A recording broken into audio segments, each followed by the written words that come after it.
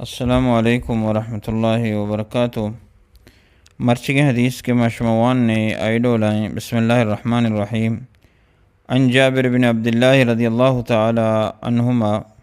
شواج جابر بن عبداللہ رضی اللہ تعالیٰ عنہ سے روایت ہے، ان النبی صلی اللہ علیہ وسلم قال، کہ بے شک نبی صلی اللہ علیہ وسلم فرمائیں تھا، ان بین الرجل و بین الشرک والکفر، بے شک کہ مردم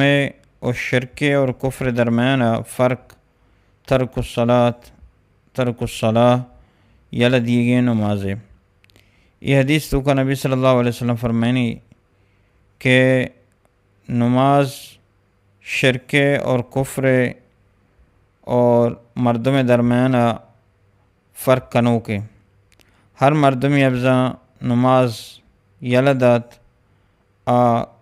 کفر نہیں مگائیں، شرک نہیں مگائیں، اور ہر مردمیہ کے فاصلہ کو شرک اور کفر درمیانہ گوڑا بزا نماز آئی درمیانہ فاصلہ اتک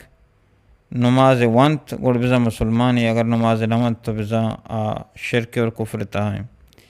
یہ حدیث سے بعض علماء چی دلیل ضرورتا کہ ہر مردمی بغیر عذرہ نماز یلدا کافر، حتیٰ کہ مسلمانانی قبرستانہ ہم کلکنگ مویت اور مسلمانی نہیں کہ نمازہ قصدن یلدا، تو اس سکیں خطرناکیں گپی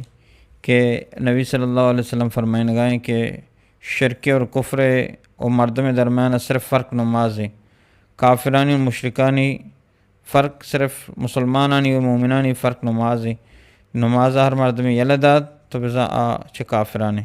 تو یہ چیزیں بعض خیال کرنگ لوٹی کہ مسلمان قصدن نماز علیہ بدا، تو انتہائی خطرناکیں گپی۔ سعودی علماء نے فتویٰ ہمیں چیز سرائیں کہ ہر مردمی قصدن نماز یلدا آبزاں کافری۔ ہیچ چیزی تو کا انچو سختی نیت کا، انچو نماز بارا سختیت کا،